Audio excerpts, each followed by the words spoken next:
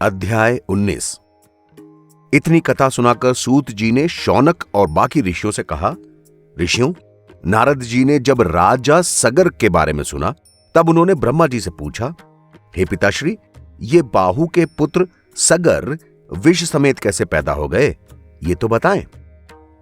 ब्रह्मा जी ने कहा, हे पुत्र, राजा बाहु अपने राजकाज से उदासीन हो गए थे। उस समय हैहय, तालजंप और शक्र नामक उनके 3 परम शत्रुओं ने राक्षसों की सेना लेकर उन पर चढ़ाई कर दी। उन्होंने युद्ध में राजा बाहु को हरा दिया। तब राजा बाहु उज्र मुनि की शरण में जा पहुंचे और उन्हीं के पास रहने लगे। वहां राजा बाहु की पत्नी गर्भवती हुई। तब उसकी दूसरी सौतन ने ईर्ष्या से वशीभूत होकर उसका गर्भ गिराने के लिए उस रानी को विष दे दिया। इसी बीच राजा बाहु की मृत्यु हो गई। रानी ने अपने पति के साथ सती होना चाहा, लेकिन उज्र मुनि ने गर्भवती होने के कारण उसे सती नहीं होने दिया।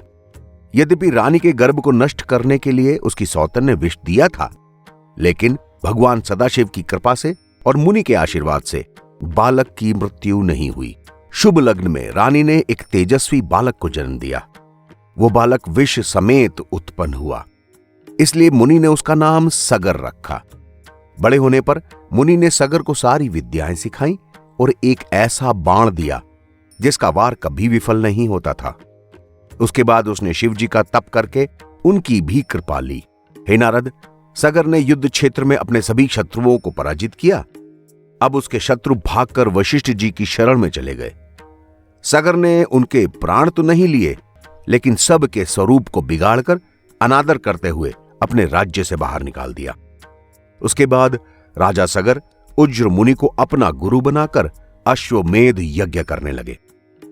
उस यज्ञ में उन्होंने एक श्याम कर्ण घोड़े को दिग्विजय करने के लिए भेजा और अपने 60,000 पुत्रों को भी असंख्य सेना सहित घोड़े की रक्षा के लिए साथ कर दिया। वह घोड़ा समुद्र के समीप जब आग्नेय कोण में पहुंचा तब इंद्र ने उसे छल से चुरा लिया। इंद्र उस घोड़े को कपिल मुनि के समीप बांधकर अपने लोक को चले गए।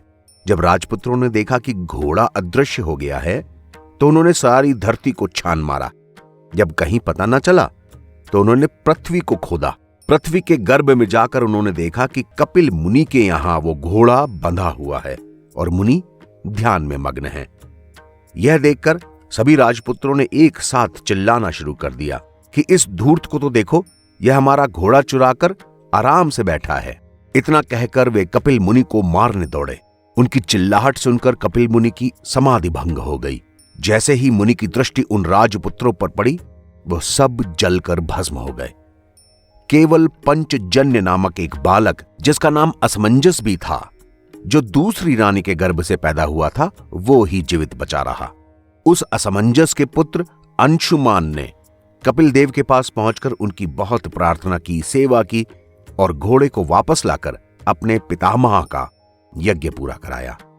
इतनी कथा सुनकर नारद जी ने कहा, हे पिता, आप अंशुमान के बारे में बताएं, ये अंशुमान कौन है? ब्रह्मा जी ने कहा, हे पुत्र, असमंजस यानी कि पंचजन्य राजा सगर की केशनी नामक रानी के गर्भ से पैदा हुए थे। वो अपने पूर्व जन्म में एक योगी थे। योग भ्रष्ट हो जाने के कारण उन्होंने राजा के घर में जन्म पाया था। बचपन में वो अयोध्या में बालकों को इकट्ठा करके सरयू नदी में डुबा देते थे और बहुत उपद्रव मचाते थे। जब प्रजा उनके अत्याचार से बहुत दुखी हो गई तो राजा सगर ने पंचजन्य यानी कि असमंजस को घर से बाहर निकाल दिया। उस समय वह उन सब बालकों को जिन्हें उन्होंने सरयू नदी में डुबोया था, जीवित अवस्था में पुनः लौटा लाए। हे नारद, इसी असमंजस यानी कि पंचजन्य का पुत्र अंशुमान था। वह अपने दादा और महाराज सगर की बहुत सेवा करता था। इसलिए जब श्यामकर्ण घोड़ा नहीं लौटा और राजा सगर के 60,000 पुत्र भस्म हो गए, तब अंशुमान घोड़े का पता लगाकर घर ले आया। जब अंशुमान मुनि कपिल देव की सेवा कर रहा था, तब विष्णु जी के अवतार कपिल देव जी ने प्रसन्न होकर उससे कहा था, हे अंशुमान, तुम इस घोड़े को ले जाओ और राजा सगर का यज्ञ पूरा कराओ। तुम्हारे 60,000 चाचा यहीं जलकर भस्म हो गए हैं। जब ये गंगा जल का स्पर्श पाएंगे तब इन्हें मुक्ति मिल जाएगी। इसलिए तुम गंगा जी को पृथ्वी पर लाने का उपाय करो। ऐसा सुनकर अंशुमान घोड़े को लेकर घर आया और यज्ञ पूरा कराया। इस तरह 100 अश्वमेघ यज्ञ करने के बाद राजा सगर अंशुमान को राज्य देकर स्वयं तपस्या करने के लिए वन में चले गए।